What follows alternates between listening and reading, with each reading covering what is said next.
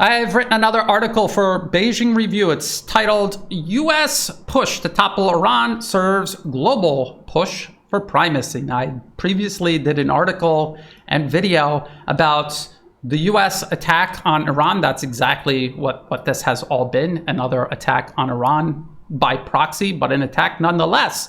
And I talked about the importance of securing information space, not just in Iran, but all around the globe, because if you don't, the U.S. is going to continue doing this to Iran, and they're going to continue threatening all nations with these consequences until nations sufficiently secure themselves against this threat. This article, I want to talk about the big picture and how the war on Iran is a war on multipolarism. Do you remember some people out there telling me, especially me, telling me, Brian, you're wrong.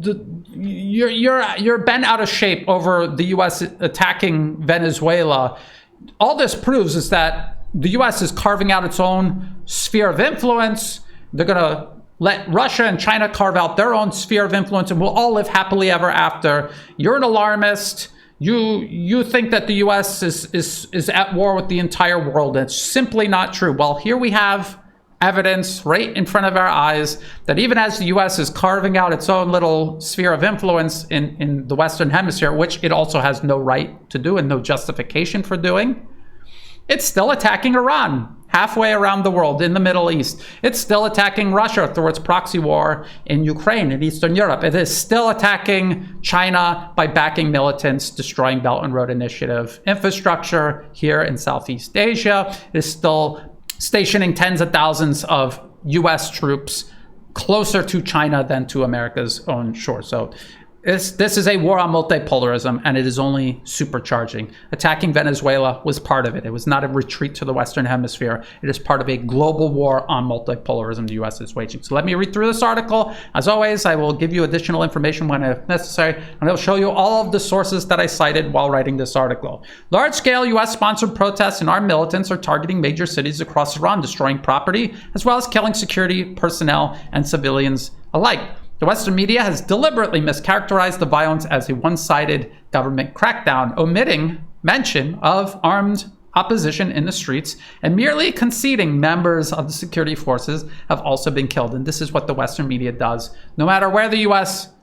pushes regime change like this is what the Western media does. I've seen them do it here in Thailand in 2009, 2010. I saw Western journalists out in the streets hiding behind Thai tanks, dodging bullets from opposition militants, and then they go back to their office and they write about how the Thai army is killing unarmed innocent protesters.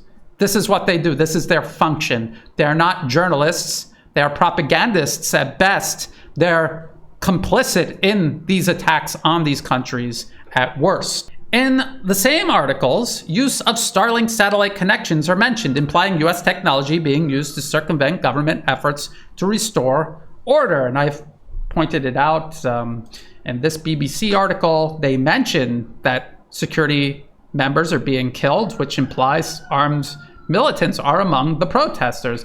They also talk about how they're talking to people via Starlink. And I pointed out that this goes all the way back to 2022.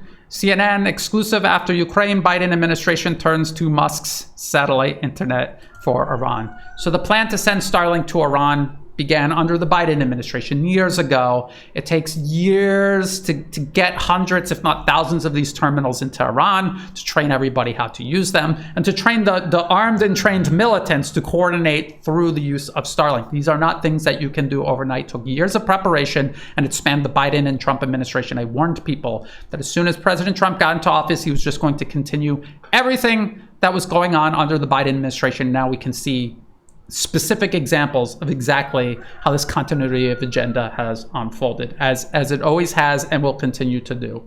The dishonest narrative bolsters U.S. government threats that killing protesters will be met with a military response, even as U.S. President defends U.S. immigration agents killing an American in the street for protesting their actions. Okay, so President Trump is threatening to bomb Iran if it's shooting protesters that we can see are armed with war weapons. And then in the United States itself, he's supporting law enforcement agents He's defending them killing completely unarmed protesters in the streets, unarmed, just killing them and saying, that's what you get. You want to interfere with security, that's what you get. But I'm going to bomb Iran if Iranian security forces react to armed militants that we're arming and backing. And I will get into that.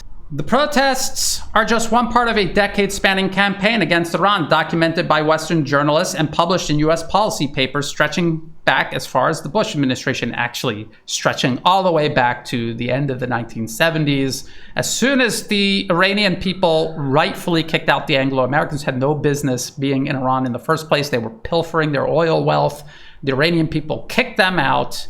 And ever since, U.S. has been resolved to overthrow the Iranian political order, reinstall a client regime, and continue pilfering their natural resources, just like they just did to Venezuela. So that's what's really going on here. That is the real reason. It has nothing to do with weapons of mass destruction, Iran's nuclear program, as Alex and Alexandra de Duran have pointed out in their daily videos. This was always about regime change. This is what I have warned people about. It's about regime change. The U.S. has been determined to effect regime change in Iran since the end of the 1970s, and they will continue to do so no matter who you vote for in the White House, whoever controls Congress. This is what they will continue pursuing. Let's talk about these long-laid plans. Following the so-called war on terror, the U.S. not only invaded Afghanistan and Iraq, 2001, 2003, it also began targeting Iran and its network of allies across the Middle East. I've showed you this article many times. The Redirection by Seymour Hersh, all the way back in 2007. He noted the U.S. was working to not only undermine Hezbollah in Lebanon, but was also involved in clandestine operations aimed at Iran and its ally Syria. He pointed out these operations resulted in, and this is a quote from his report in 2007, the bolstering of Sunni extremist groups that espouse a militant vision of Islam and are hostile to America and sympathetic to Al-Qaeda, but hostile to America in rhetoric only. They are arms backed and facilitated entirely by the U.S. and its regional proxies, Saudi Arabia, Qatar. And these groups are what we now know as ISIS and Al-Qaeda. That is who the U.S. was backing all the way back in 2007. Seymour Hersh was warning people all the way back in 2007 of everything that we have now seen unfold since. Toward that end, spanning not only the Bush administration, but also those of the subsequent Obama, first Trump, Biden, and now the second Trump administrations, the U.S. would wage war and proxy war against Libya, Yemen, Syria, Iraq, Lebanon, and of course, Iran itself. Despite Russian and Iranian attempts to prevent the collapse of Syria in late 2024, it was overrun by U.S.-backed militants led by Hayat Tahrir al-Sham, which was just the latest rebrand of al-Qaeda in Syria. A U.S.-listed terrorist organization subsequently delisted under the current Trump administration. And the head of HTS, al-Jolani, was literally in the White House shaking hands with President Trump, an al-Qaeda leader from Syria in the White House shaking hands with President Trump. So again, the Biden administration helped overthrow the Syrian government and put al-Jolani in, and there was President Trump legitimizing him, shaking hands with him, and openly supporting him. Continuity of agenda, no matter who you vote for. These were the very extremists that Hersh had warned about in 2007. This was accompanied by US-backed Israeli strikes, eliminating Hezbollah's senior leadership in Lebanon that same year. So also at the end of 2024, the US assisted Israel in striking and killing most of the senior leadership of Hezbollah in Lebanon. In mid-2025, the U.S. organized first an Israeli strike on Iran, followed by direct U.S. strikes targeting not only Iran's nuclear program, but also its ballistic missile program and air defense network. And by the way, and I've pointed this out many times before, and this policy paper that I'm going to mention in this article, Which Path to Persia, from all the way back in 2009, said, in order to carry out strikes against Iran, first you need to get rid of Syria. As soon as they got rid of Syria in late 2024 under the Biden administration, as soon as everything was ready, and this was during the Trump administration mid last year, they attacked Iran. Again, continuity of agenda. Everything from eliminating Iran's allies across the region to isolating Iran itself, from using a toppled Syria as an air corridor to launch strikes directly on Iran, to the use of US-listed foreign terrorist organizations, Mujahideen al-Khaliq, for example. and street violence to destabilize and overthrow the Iranian government were all listed in the Brookings Institution 2009 Which Path to Persia paper. Again, this one right here that I have been citing since it was published in 2009. And I remember people telling me this is a 2009 paper. I was warning people before the US struck Iran last year. I was warning everybody.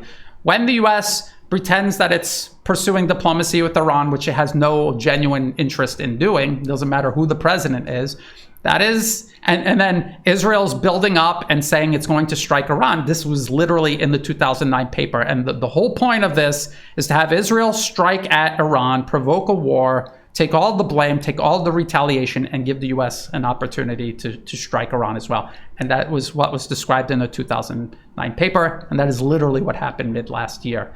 And 24 hours before it happened, I had people telling me, Brian, you're insane to think that a 2009 paper is still relevant. Well, it is still relevant. It is still relevant even to today. And the reason it's relevant is because this is how US foreign policy actually works. The corporations that fund the Brookings Institution and many of these other think tanks fund them to come to some sort of consensus. They publish these policy papers. These policy papers, this one right here, this isn't the blueprint that they wrote and then were using from this point onward. A lot of the options that are in this paper, in the table of contents, were options the US has already been working on for years before it was even published. It's a snapshot of where US foreign policy toward Iran was in 2009. But if you read through it, you will realize that all of these options are things they've been pursuing for decades and will continue pursuing for decades until either they're made to stop or they succeed in toppling Iran, or Iran finds a way to permanently deter US aggression against them. And so that's why a 2009 paper is still relevant today, because that's how US foreign policy is decided. These papers are then taken by armies of lawyers and turned into bills that people in Washington simply sign off on. They're also brought to teams of experts in the Pentagon to be transformed into actual plans of action, tactical, strategic, military, doctrine, etc. In its table of contents that I was just showing you, and maybe I'll put it on the screen while I'm reading this. In its table of contents, it lists diplomatic options, including an offer Iran shouldn't refuse, which manifested as the Joint Comprehensive Plan of Action, JCPOA, or the Iran nuclear deal under the Obama administration.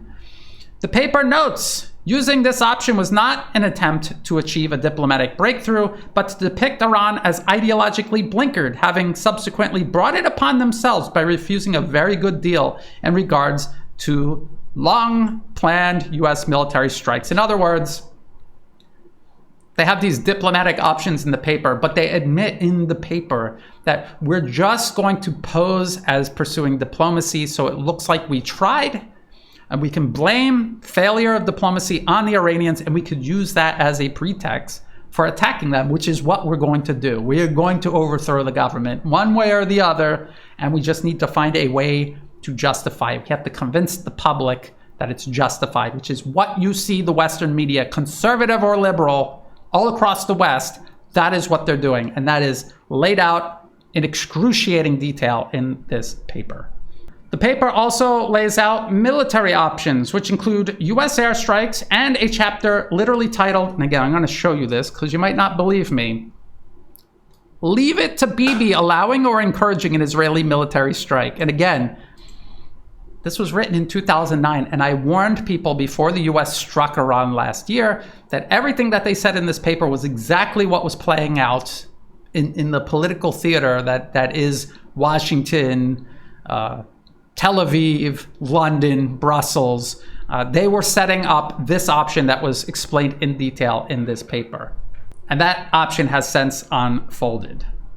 Another section of the paper is titled Toppling Tehran Regime Change, including chapters dedicated to the Velvet Revolution, which is just another way of saying color revolution, and inspiring an insurgency supporting Iranian minority and opposition groups. The paper would emphasize, and this is a direct quote from the paper, the United States could opt to work primarily with various unhappy Iranian ethnic groups, Kurds, Baluch, Arabs, and so on. And if you were following the violence inside Iran in detail, you will see that it's mostly ethnic minority groups that were driving the protests and the violence and operating in cities where these minority groups are present in larger numbers.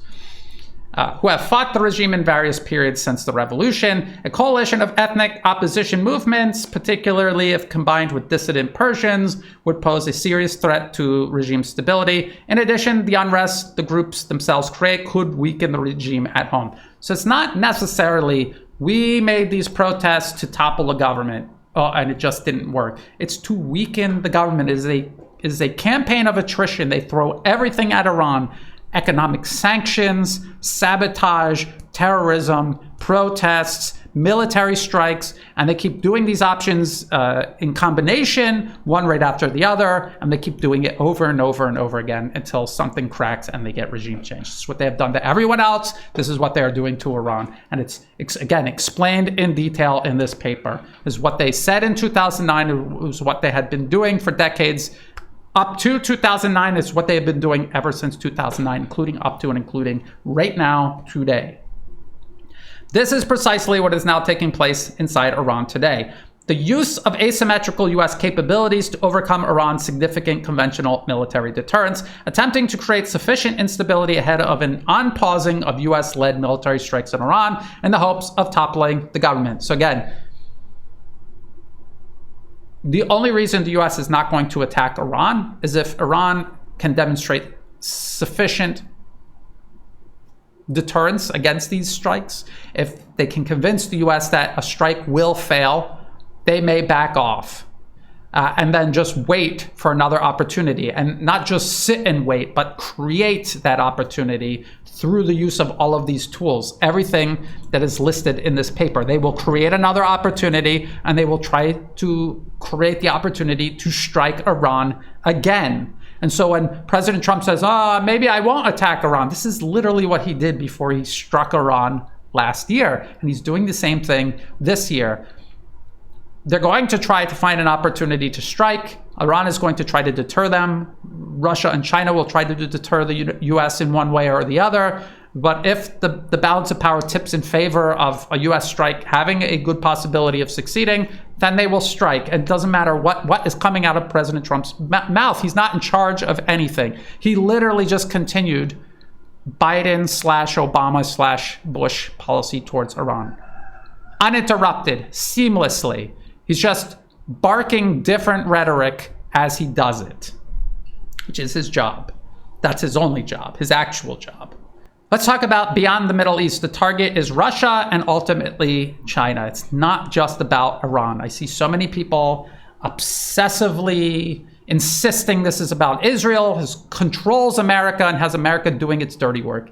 And they seem to miss, again, this chapter here, leave it to Bibi. And in this chapter, it says, we will use Israel to attack Iran, and then Israel will absorb all of the political blame and all of the retaliation from Iran, which is, again, literally what happened last year.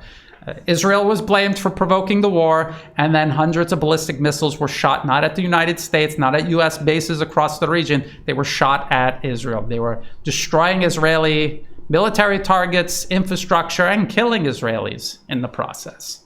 Overthrowing Iran is not the U.S. working for the Israelis. It is part of its wider war on multipolarism, and more specifically on Russia, to degrade and undermine Russia, and then to isolate and then contain China. The targeting of Iran is just one part of a global spanning U.S. foreign policy objective. Just as the U.S. has eliminated Iranian allies across the region to isolate Iran itself, the U.S. is attacking, degrading, and eliminating Chinese partners around the globe to isolate China. They just literally did that to Venezuela. It is overthrew the government of Venezuela, politically captured Venezuela, and that has been cut off as a partner and ally of both China and Russia, and also Iran to a certain extent. In just the past year, the Trump administration has escalated, not ended, the various wars initiated from the Biden administration, including the now admitted US CIA organized strikes on Russian energy production, as well as striking Russian energy exports. And again, this is in this New York Times article, The Separation Inside the Unraveling US-Ukraine Partnership. And in this article, they admit the CIA is the one carrying out strikes on Russian energy production deep inside Russian territory. They're also using Ukrainian maritime drones to strike at tankers carrying Russian energy exports.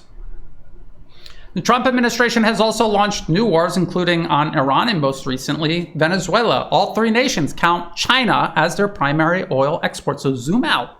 Don't myopically obsess on just the Middle East. Zoom out and see how it fits into the big picture.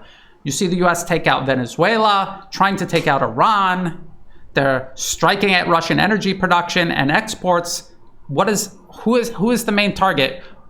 What does doing all of these things impact altogether? It's China. All three nations count China as their primary oil export partner. All of this fits within other US policy papers drawn up regarding isolating and containing China, including a 2018 US Naval War College review paper titled The Maritime Oil Blockade Against China. People say, Brian, you talk about Which Path to Persia from Brookings and the RAND corporations extending Russia. Is there a paper on China? There are many. This is one of them. And if you want to know where to find this paper, you go to one of my videos. You go to the video description here and it says more. You click on more and here are all of the sources. And this is where you will find the policy papers that I cite in any particular video. This 2018 paper, A Maritime Oil Blockade Against China, discusses the necessity of cutting China off from all external energy partners through maritime oil blockades in the Asia Pacific. And if you look at the paper, they literally have a map here where they show you all the choke points the US is going to shut down to keep maritime oil shipments from the Middle East from entering into the South China Sea and reaching Chinese shores. It's that blatant. It's that direct and obvious. They also talk about targeting China's Belt and Road Initiative. These are land routes that China has created because they know the US is going to try to impose a maritime oil blockade. So they have things like pipelines where the ships can come here so they don't have to go through any of these blockaded areas. They offload the oil and there's pipelines from the coast of Myanmar to China. That's the Myanmar-China border right there. And so the paper talks about they make these pipelines, we will destroy these pipelines. And the paper, the 2018 paper, identified Russia as the primary obstacle preventing a successful blockade of China, even if these other two objectives are achieved. So even if they can cut the Belt and Road Initiative and blockade all of these choke points here, China and Russia share a border. Russia is able to send energy over the border. This could sustain China, even if all of these other things are successful. And so they have to do something about Russia. And since 2018, what have they done to Russia? The CIA is literally targeting their energy production in Russia and their ability to export energy from Russia. Since 2018, all of these points have been addressed. The US Marine Corps, right here. So that was 2018. This article is 2023, again, under the Biden administration, how US Marines are being reshaped for China threat. And they're talking about how it was transformed into an anti-shipping force. They got rid of all of their tanks. First time in decades, the US Marine Corps has no tanks, and they replaced them with anti-shipping missiles, long-range missiles that the US Marine Corps can use to deploy to all of these points and target ships going through them. That is what the US Marine Corps has been reconfigured to do. US-backed militants are attacking China's Belt and Road Initiative in Pakistan and Myanmar. This is from 2024. Rise in violence against Chinese nationals in Pakistan threatens China's Silk Road vision. They're admitting that the militants are being used to cut the Belt and Road Initiative. And that is simply the continuation of policy proposals like this from all the way back in 2011, Free Baluchistan. They're talking about Southwest Pakistan. And all the way down here, it says Pakistan has given China a base at Gwadar in the heart of Baluch territory, so an independent Baluchistan would serve US strategic interests. They're talking about backing militants to carve this territory off from Pakistan so that it just completely and permanently cuts the Belt and Road Initiative running through Pakistan. Again, another pipeline so that energy can be brought from the Middle East up through Pakistan into China. And so they were doing that. And then they're also attacking the pipeline in Myanmar. This was from last year. Myanmar junta abandons Chinese pipeline amid resistance attacks. And they're not resistance attacks, they're terrorist attacks by US-backed militants fighting the central government, trying to do regime change in Myanmar, just like they just tried in Iran and just like they just did in Venezuela. And again, the US is carrying out a widening strike campaign on Russian energy production itself. So they're doing all of these things. The 2018 paper said, we have to cut China off from energy imports. We can blockade them, we can strike at the Belt and Road Initiative, and we have to degrade Russia's ability of shipping energy to China. And since then, the US has done all of these things.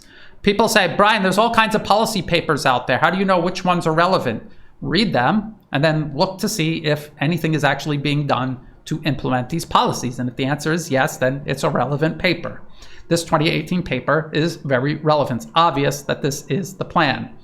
With the recent elimination of Venezuela and renewed violence targeting Iran, the US will be closer than ever to fulfilling the prerequisites for a more open and concentrated confrontation with China itself. So you can see how this isn't about Iran and Israel. This is about the US and China. And eliminating Iran brings the US one step closer, not to Persia and satisfying Israel, but to containing China. The US is essentially waging war against the multipolar world, targeting both leading powers of the multipolar world while targeting and dismembering aspiring members of it. So you have Russia and China, primarily the champions of multipolarism. You have other nations playing a significant role. Iran, I think, is. India, to a certain extent, is. ASEAN sometimes does. You have BRICS in general being kind of the central pillar everything is being built on top of. But all of the nations that are aspiring towards it, who want to work together with it, the US is picking them off and dismembering them. This is just completely destroying them. And if you allow this to continue for long enough, you will have nothing left to build a multipolar world out of. This requires a multipolar response. The US is waging war on the multipolar world. The multipolar world needs to defend itself. Not just in terms of countering America's traditional military power, which I think the multipolar world has done a good job in doing, actually, but also in so far unchallenged domination of global information space. The US completely dominates global information space. It's not even a contest at this point. US-based social media still dominates the information space of virtually every nation on Earth, with few exceptions, being Russia and China, pretty much. I mean, even in Iran. Some of these social media platforms are banned, some of them aren't, and it's much more... I've talked to people who have been in Iran, and they talk about how much more permissive it is than people might expect. The multipolar world must not only assist each member nation in securing their individual information and thus political space, but also must create multipolar alternatives to US-based and controlled platforms like X, Facebook, Meta, Instagram, and YouTube, which play a disproportionate role in shaping the minds of the global public. In other words, I am forced to share my videos on YouTube. This is how people all around the world see my videos. There is no multipolar alternative to YouTube. There needs to be, and that needs to be a priority. If you cannot, you can have the most convincing, most appealing deal to offer people, but if you're trying to sell it in information space the US controls with an algorithm that takes your better deal, just buries it so no one ever even sees it, no one's even gonna know it exists, let alone be able to compare it with what the US is offering. This is the reality of what is going on, and this is why it needs to be dealt with. Without such means, regardless of military might, if the US is ultimately determining what people in targeted nations see, think, and believe, it is possible for the US to have these weapons pointed in entirely opposite directions, not only at the governments of these targeted nations themselves, but once overthrown, these weapons can be pointed at China and Russia themselves, and we've actually seen this happen. Ukraine in 2014. The US controls Ukrainian information space, convinces all of these people to turn on the government, on the police and the military, convinces people in the police and military to turn on their own government. And then once that is done, and the country has been politically captured by the US, they take all of these weapons, all of these people, poison them against Russia, and have all the weapons literally pointed at Russia. And now we see a destructive, horrible war drawing out over now 4 years and counting. And this is what will happen each time the US overthrows these governments. They are then able to control the information space, turn the people, the weapons, the resources against the multipolar world. So it's It's not just you cut off a possible member of the multipolar world, you have created a new additional threat to the multipolar world. China, Russia, and even Iran have demonstrated significant military capabilities, forcing the US to resort to an asymmetrical pursuit of primacy. But only time will tell if the multipolar world can likewise demonstrate significant defense against these asymmetrical capabilities, or will continue to fall prey to them. And that is the article, and I think that is the video. It's self-explanatory. No matter how much military might you have, if you do not control information space and you allow the United States to come in and control it instead, they can convince your entire population to work against you and completely negate your traditional military advantage. And this has been a persistent threat all throughout the 21st century. This isn't a recent development. This has been for at least these 26 years of the 21st century. You saw the US overthrow multiple nations in Eastern Europe in the early 2000s, destroying the Arab world during the Arab Spring in 2011, Ukraine in 2014, and the US is still doing it, even right now. And nations are still not passing NGO laws. They're still not creating their own independent media. They're not creating their own independent education system. They still have, here in Thailand, they still have Western professors brainwashing Thai students in Thailand. And then when they work their way into, say, the Thai government or Thai media, they represent Western interests at the expense of Thailand's interests. And so it's a threat inside your gates. You have a powerful military at your physical land borders, watching your physical airspace and shores, but you have allowed the enemy in unopposed, not just inside your information space, but they control it entirely. And I see the Thai government, and this is just an example, it applies to almost every country out there. The Thai government sits there, tries to message its own population, but because they're messaging them on X, they're messaging them on Facebook, and the algorithm is controlled by Washington and Wall Street through Silicon Valley, that messaging just gets buried under whatever propaganda the US wants to push on people instead. And this is a problem, and this needs to be addressed, or everything else is all for nothing. What ultimately I want you to take away from this article and this video is that for people who want to believe the US is retreating to the Western Hemisphere, they just attacked Iran again. By proxy, they threatened a direct military strike on Iran outright. And they are putting military forces into position to actually carry out a strike on Iran, even though the rhetoric says they've decided not to attack Iran. So this is a reminder that the US is at war with the multipolar world. It is not in retreat. It's more dangerous than ever. People need to wake up to that reality. If you thought this video was useful, please like and share. Think about subscribing. It's free to do. It helps the channel grow. Check the video description below for other places to find and follow my work. So again, because I constantly see comments asking me where to find this information, you go to the video description right under the video, hit more. Here are all of the articles that I cited and policy papers that I cited. And then this is where to find all of my work elsewhere. I have a blog, I have a Telegram, I'm on X, I'm on Rumble. There's also ways to help support my work. I do not monetize any of my social media platforms. If ads pop up, feel free to skip them. If you want to help support my work, please do so through Buy Me a Coffee and Patreon. Again, in the video description below.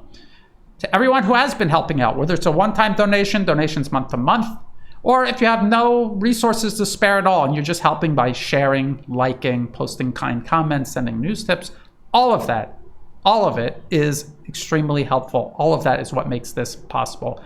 I sincerely appreciate all support in whatever form. And as always, thank you for watching.